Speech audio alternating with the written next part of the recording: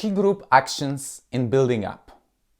To begin presenting them, I will again refer to two attacking approaches, direct and indirect. At this point, I'll focus on actions related to directly attacking space. As Italian coach Roberto De Zerbi said, the greater the opponent's pressure, the quicker the attack should be. When our team is opening the game from the goal or building it around the penalty area, most of our players are facing their own goal. This means that when receiving the ball, they will act both in a close position and under pressure from the opponent. Therefore, the first behavior I emphasize in my team's play relates to releasing the ball by a player in close position.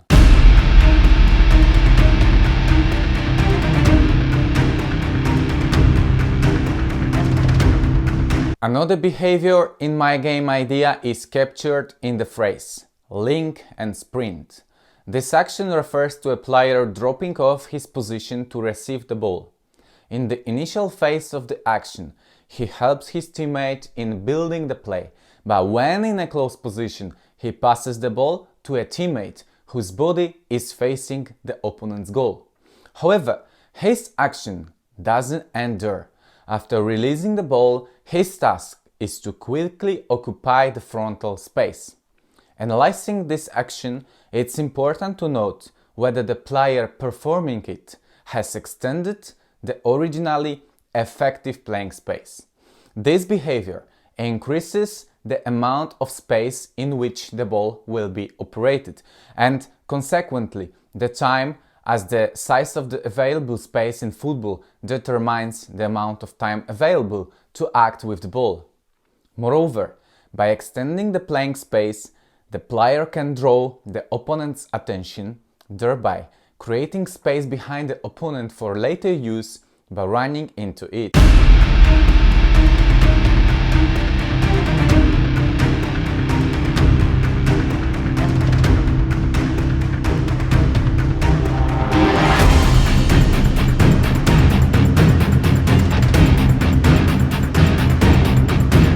In the case of directly attacking, an effective method is to pass the ball in the air behind the opponent's last line.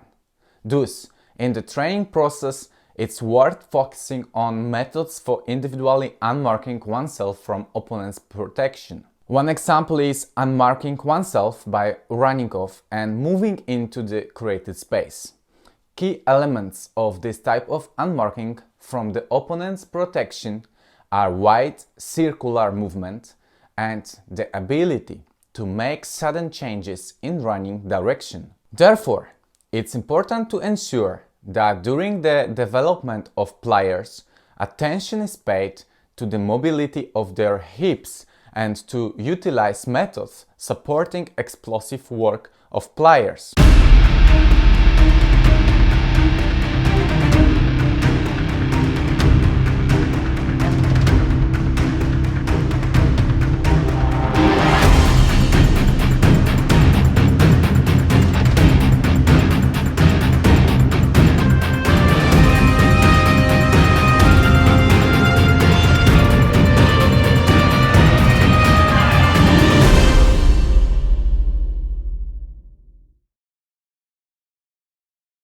More complex actions used in my game idea include the involvement of a third man. This is often used to escape the pressure of an aggressive opponent. Of course, it should be noted that attacking by the pressing zone involves the use of more activities. Many actions begin with the player controlling the ball, focusing the opponent's attention. This action aims to invite opponents to apply pressure while simultaneously pulling them out of their position. A technical action worth noting in the development of this behavior is controlling the ball with the sole of the foot. As Italian coach De Zerbi states, using the sole of the foot to stop the ball impacts the opponent mentally. It provokes him to act when the pace of the game slows down and can also evoke extreme emotions. This technical element can be seen as nonchalant and may cause doubts about showing respect to the opponent, who wants to defend his value, of course.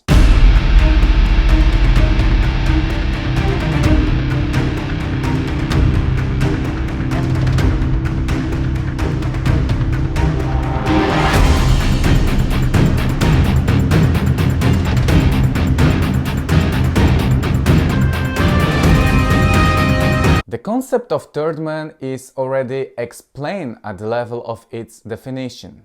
The opponent's pressure caused by the player with the ball attracting him results in the closure of passing lines to the partner.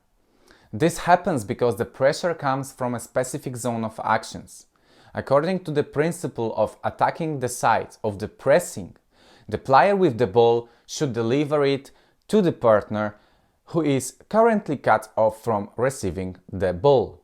Therefore, it's very important to find another player with an open passing line who could participate in the ball transport process, serving as a bridge. Most often, the player tasked with supporting the ball transport will receive it in a close position.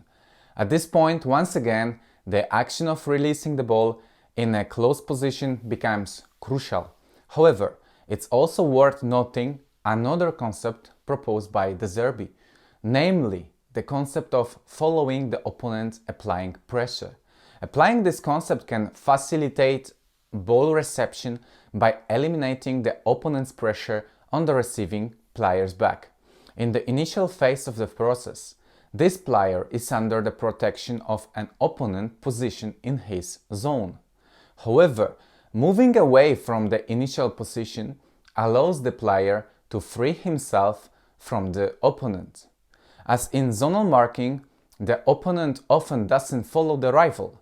In such a situation, the player moving away from his position can serve not only as a bridge in the ball transport process, but ultimately can become the third man. The player with the ball can find another partner positioned 2 lines higher and, for example, use a diagonal pass to move the ball into that area.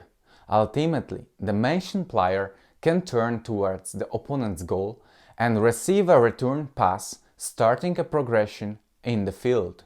The entire process of implementing the third man's action ends with increasing the pace of the play and quickly filling the available frontal space.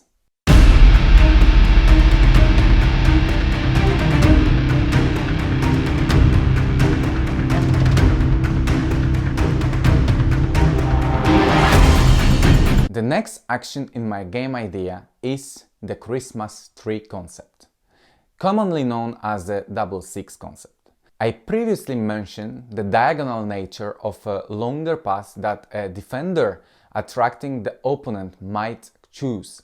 Such a pass aims to bypass at least one of the opponent's lines and reach a partner positioned higher in the space.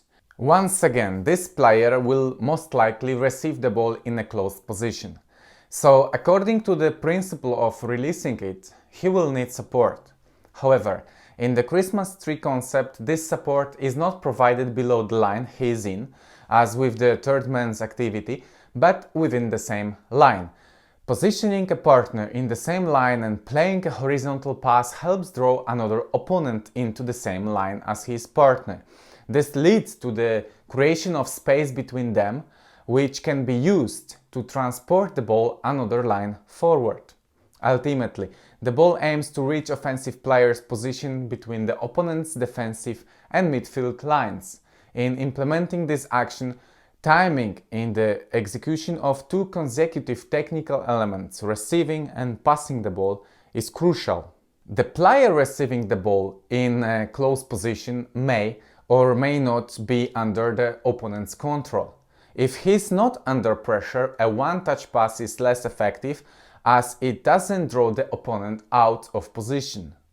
In this case, it's important for the player to receive the ball, and if he does so with the sole of the foot, even better. Receiving the ball with the sole allows it to be stopped without directing the play in the next action. Attracting by receiving the ball in this way is also effective for the same reasons as attracting with the ball while carrying it. The player's decision on the number of touches used depends on interpreting the behavior of the nearest opponent and the intensity of his pressure. During the teaching process of this game concept, attention should also be given to which foot is used for passing and receiving the ball. I believe that the player executing the diagonal pass and the receiving partner should use their outer foot for this purpose. The next player, who advances the ball one line further, should use the foot closer to the ball to maintain the dynamics of the action and the ability to exploit the space created between the opponents as quickly as possible.